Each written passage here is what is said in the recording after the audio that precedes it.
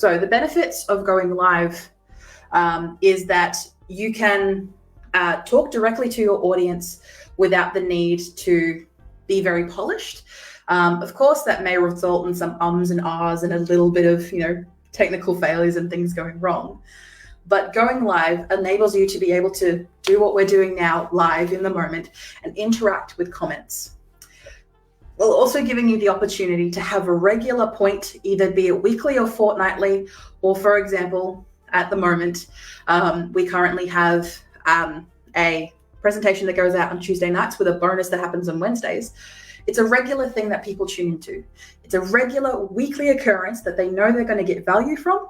So they rock up, they turn up.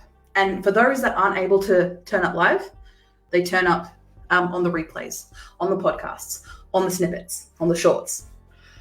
They interact with you because you're putting in the effort to speak to them and speak to them live. And if you're doing that on a regular basis, that also brings up your confidence a lot faster because you're ultimately doing a lot more talking. When it comes to shooting solo videos, for example, you might feel yourself stopping and starting because you're trying to get the words out, you're trying to get it perfect. When filming live, you don't exactly have that option to stop and start.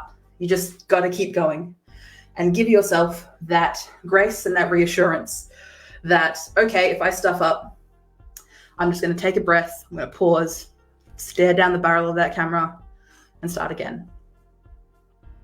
And people are going to be okay with that because it's live. It's like a normal conversation. Things are going to go wrong. Sometimes you're going to stumble over your words. I am a big proponent of stumbling over my words. Or in my case, because I speak a lot with my hands, I hit the microphone a bit too many times.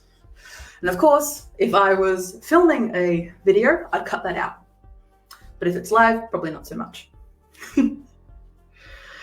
But when you are recording a live, I highly recommend for people to think of it as more of an opportunity to reach out to potential customers or give you a chance to have conversations with people that you may not regularly have conversations with, or just an opportunity to speak out into the void and see what type of responses you can get back from that. Because if it's not negative, it's positive.